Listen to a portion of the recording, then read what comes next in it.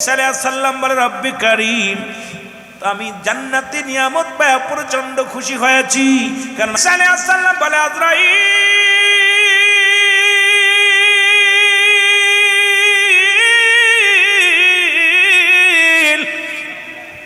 আমি তোমার কাছে জানতে চাই আমার রূহটা তুমি কেমনে বাইর করেছ।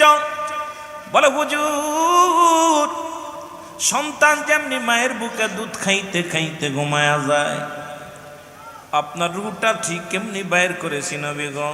শুধু আপনার মাথার উপরে হাতখানা রেখেছিলাম, আপনাকে কষ্ট দিই নাই, খুব আসানে মৃত্যু দিছি। ইদ্রিস আলাইহিস সালাম ডাক দিয়ে বলে আজরাইল, এই মৃত্যু যদি, এই সহজ মৃত্যু যদি এত কঠিন হয়, আরে এই সহজ মৃত্যু যদি এত কঠিন হয়, যারা মরণের সময় পায়খানা করে দেয়, যারা মরণের সময় যাদের জিহ্বা বাইর হয়ে যায়, মরণের সময় অনেকে দেখেছি চোখ দুটি বড় বড় হয়ে যায়। বাবারে, কত মানুষের দাফন করাইলাম, কাফন পরাইলাম, গোসল করালাম, গোসল করাতে যায় দেখি রে মৃত্যুর পরে পায়খানা করে দিছে। অনেকে মুসলমান জিহ্বা বাইর হয়ে যায়, চোখ দুটি বড় বড় হয়ে যায়। তাদের মৃত্যুটা কত কঠিন, কত কঠিন হয়। আইরে মরণের হাত থেকে বাঁচা সম্ভব নয়, তবে ইমানদারের মৃত্যু হয়। ইমানদার যারা, মুমিন যারা, মুত্তাকিন যারা, আল্লাহ ওয়ালাদের মৃত্যু হয় কেমনে? যেমন মুসলমান আটাগুলা খামির বানায়া এর ভিতরে যদি একটা চুল পড়ে, এই চুলটা টান দেয়া বাইর করলে যেন মনাসে বাইর হয়ে যায়, ইমানদারের মৃত্যুটা এমনি হয়। আর ইমানদারের মৃত্যু যদি এত কষ্ট হয়, বেঈমানের মৃত্যুটা কেমনে হবে? যাদের জন্য আল্লাহ রেখে দিয়েছে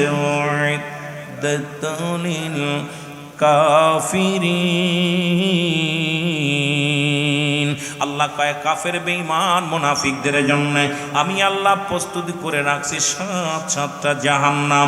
কিডা কিডা যাবেন একটু দুনিয়ার মুসলমান।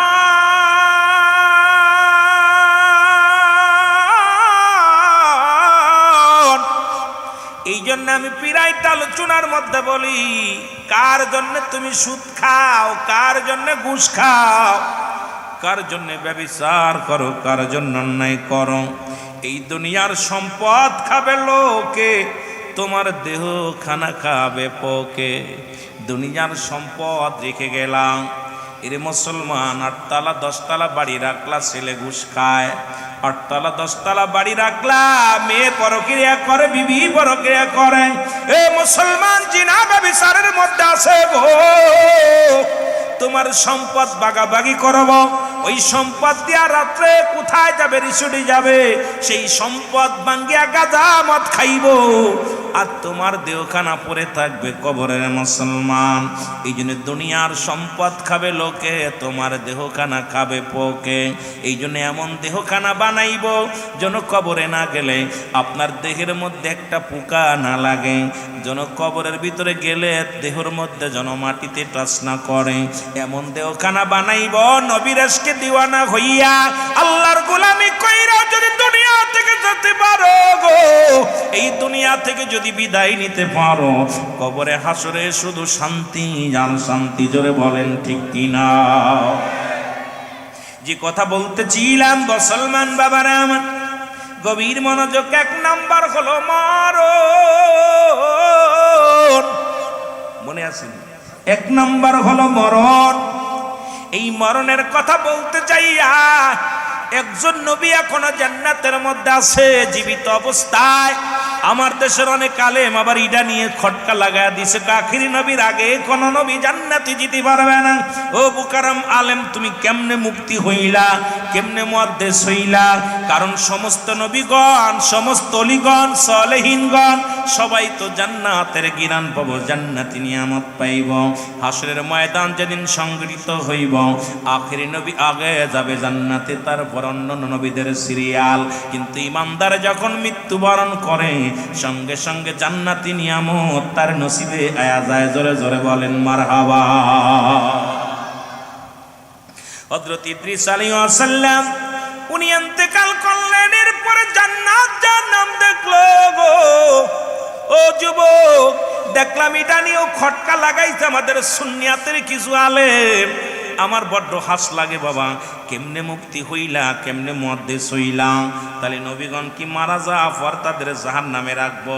ওরে আদম নেতা আদম থেকে শুরু করে বাবা আদম আলাইহিস সালাম থেকে শুরু করে আজ পর্যন্ত যত পয়গম্বর, যত নবীগণ এসেছেন, মুসলমান শুনে নাও, প্রত্যেকেই জান্নাতি, প্রত্যেকেই জান্নাতি। জোরে বলা যাবে না মারহাবা? আর একটু জোরে জোরে চিল্লা বলা যাবে না আল্লাহু আকবার। ইদ্রিস আলাইহিস সালাম জান্নাতের মধ্যে আছে, জিগায় আমার আল্লাহ ডাক দে বলে, ইদ্রিস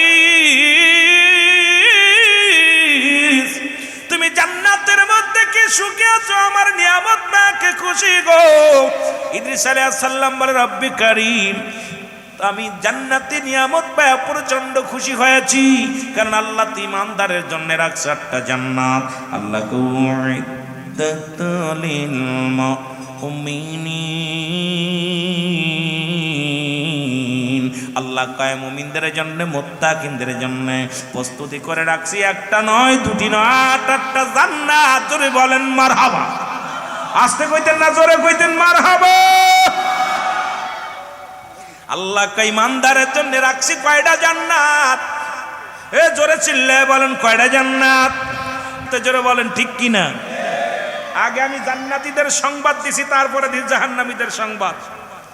দুইটা জায়গা প্রস্তুতি রাখছে, একটা হলো জান্নাতীদের জন্য আর একটা জাহান্নামীদের জন্য, ঠিক কি না? ওরে নবীর প্রেমে, ওরে নবীর প্রেমে জীবন গড়াও, নসিব করো মদিনা। হায় হায় নবীর প্রেমে,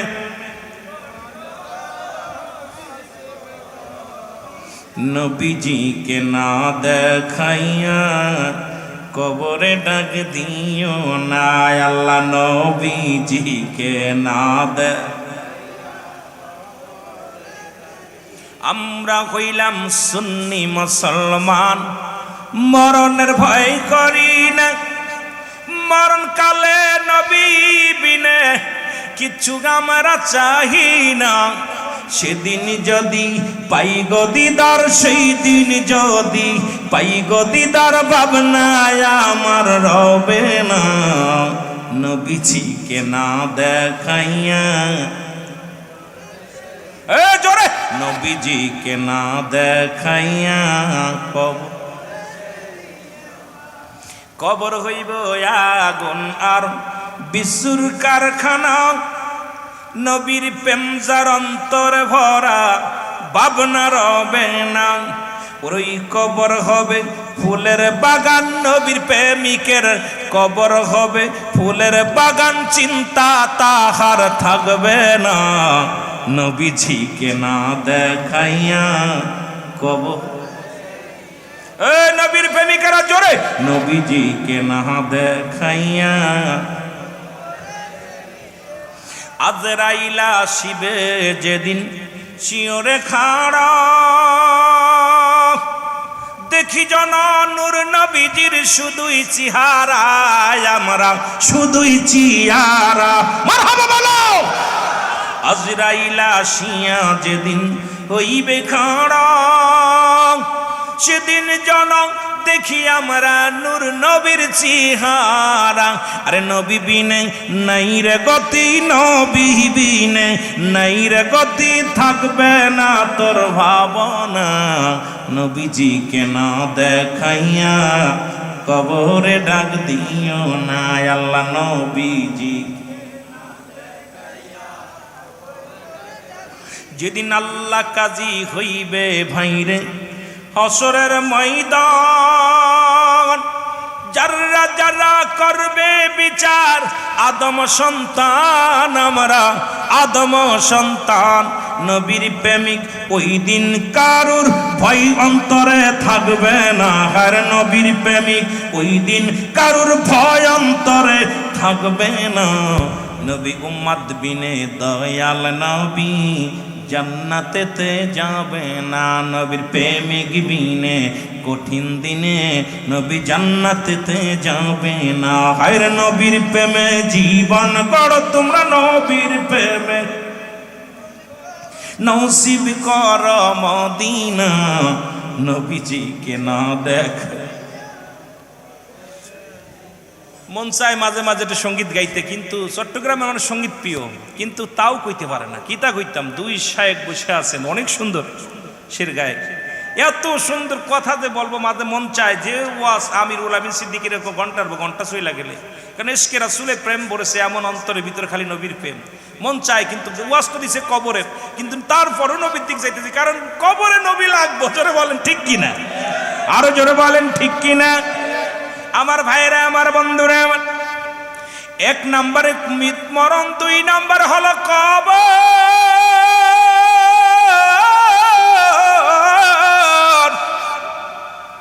দুই নম্বর বিপদ হলো মানুষের কবর।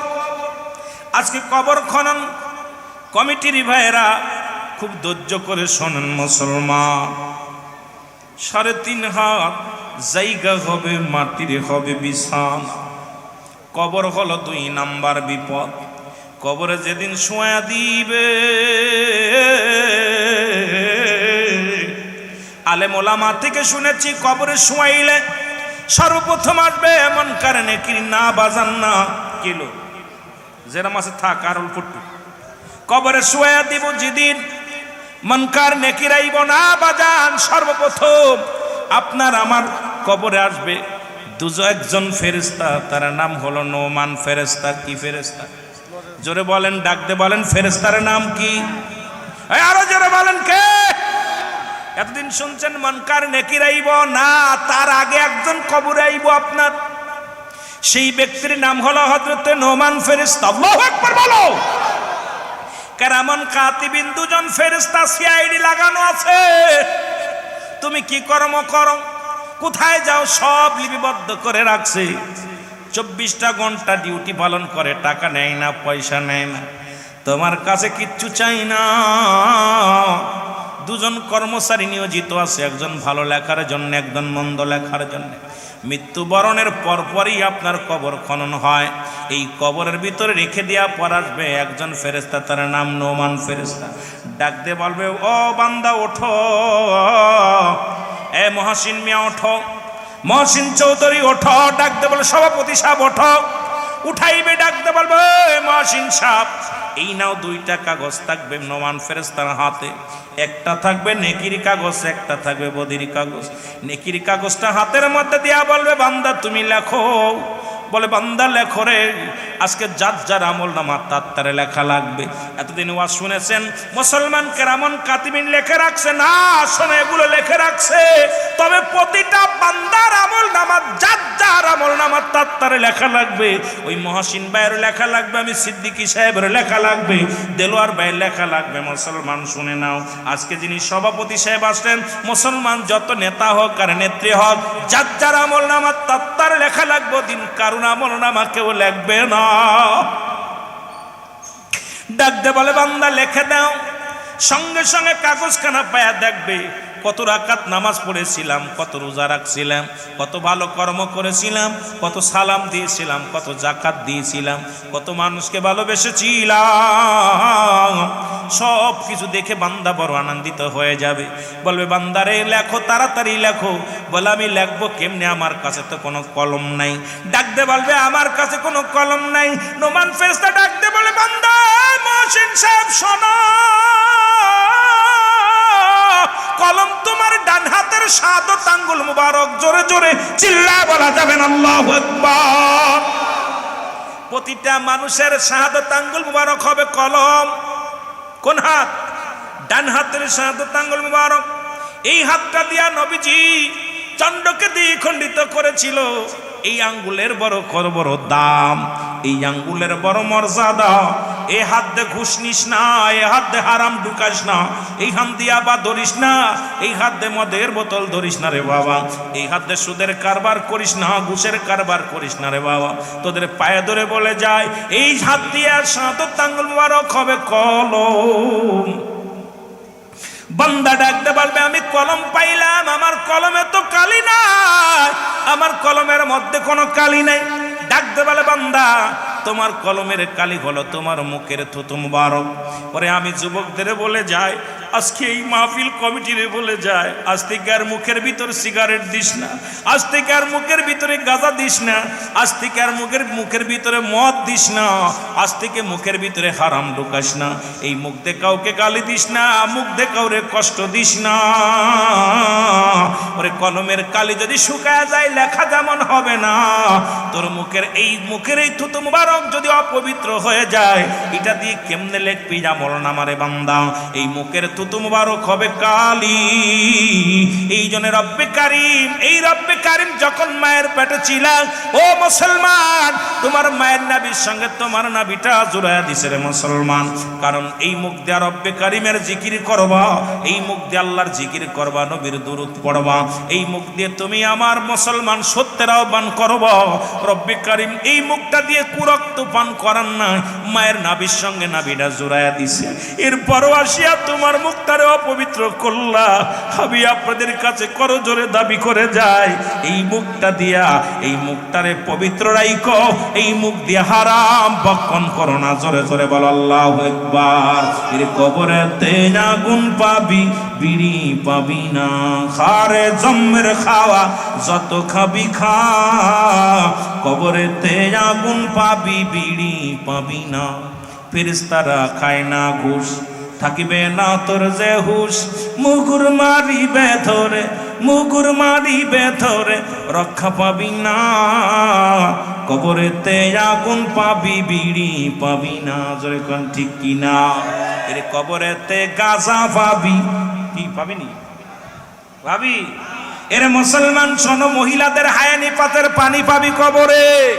যেহেতু এমন একটা আলোচনা দিকে যেতে হলে সময় লাগবে, যখন পিপাসায় বান্দা কাতর হয়ে যাবে ডাকবি আসালি, আল্লাহ আমাকে নিরাপত্তা দাও, তখন নিরাপত্তা পাবি না রে মুসলমান। পিপাসায় কাতর হইলে আইনা দিব হায়ানি ফসের পানি, ফুটন্ত গোলক ঘটর ফুটন্ত পানি। মহিলাদের কুরক্ত মুসলমান, এই বমি কুরক্ত পানিগুলো নিয়া দিবে, মানুষগুলো খাইবে, পিছনের রাস্তা দিয়ে নারী বুড়িগুলো বাইর হয়ে যাবে। মুসলমান যে কথা বলতেছিলাম, এবার বান্দা বলবে আমি কলমটা পায়া কালিও পাইলো, কালি হবে মুখের থুতু মুবারক। বান্দা বলবে এবার লিখে দাও। মুসলমান নোমান ফেরেশতা বলবে লিখে দাও। বলবে আমি লিখবো, আমার কাছে তো কোনো কাগজ নাই, আমি লিখবো কেমনে? ওই কাপড়ের কাপড় 3 টুকরা কাপড়ের কাপড় দিয়া হয়, কাপড়ের কাপড়টা টান দিয়ে খুলিয়া নিবে। দেখাও সম্পদের বাহাদুরি করো, এই জমিনের বাহাদুরি করো, কতভাবে মানুষকে ঠকাও, কত এতিমের মাল ভক্ষণ করলাম, কত এতিমের মাল এতিমের জমা জমি ভোগ করে পাহাড় বানাইলা, সম্পদের পাহাড় বানাইলা। এতিম আল্লাহর দরবারে কাঁদছে, তুমি সুখে আছো না? না, এত সুখে থাকতে পারবা না। শুনে না, আল্লাহ কয় বান্দারে এই জমিনটা আমি পুড়াইয়া তামা বানাইয়া দিব। আল্লাহু আকবার। এই জমিনটা পুরা আমি তামা বানাইয়া দিব, এই জমিনের পানিগুলো পুরা আমি ছাই বানায়া দিব। যেদিন কিচ্ছু বলতে কিচ্ছু থাকবে না, সেদিন থাকবো শুধু আমি আল্লাহ। কে থাকবে?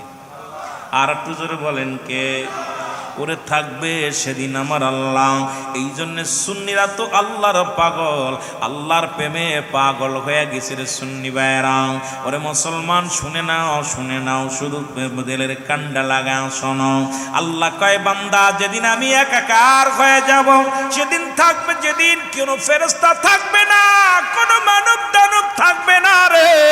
আমি যেদিন কাজের মঞ্চে বইব, আমি যেদিন বিচারের আসনে বইব, যেদিন কিচ্ছু বলতে কিচ্ছু থাকবে না, সেদিন থাকবো শুধু আমি, আর আমি থাকবো আমার রাসূলের ভালোবাসা নিয়ে। আজকে সুন্নিরা নবী নবী বইলা পাগল হয়, বাতিলদের মন খারাপ হয়। বাতিলপন্থী ভাইরা শোনো, আমরা সুন্নিরা কেন নবীর জন্য নবীর গান গাই? আমরা সুন্নিরা কেন নবীর জন্য পাগল? আমরা কেন জশ্নে জুলুসের জন্য পাগল? আমরা কেন রবিউল রাব্বিল আলামিনের পাগল, কারণ নবীর ভালোবাসা নিয়ে থাকবে আমার আল্লাহ, আমরাও থাকতে চাই রাসূলুল্লাহর ভালোবাসা নিয়ে।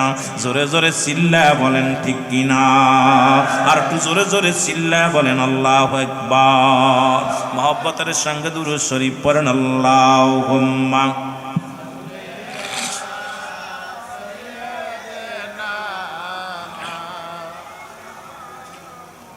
কষ্ট হচ্ছে নি আপনাদের? কথা কন, কষ্ট হচ্ছে? যে ওয়াজ শুরু করছি অগত 4 ঘন্টা দরকার। আরে আল্লাহ থাকবে নবীর প্রেম নিয়ে।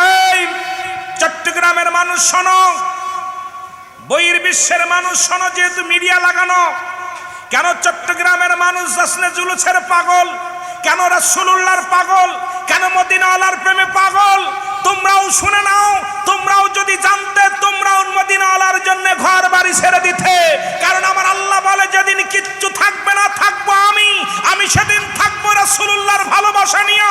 এই জন্য চট্টগ্রামের জমিনে আশিকে রাসূল ঘরে ঘরে পয়দা হয়েছে। যারা বলেন ঠিক কিনা, আর একটু জোরে বলেন ঠিক কিনা।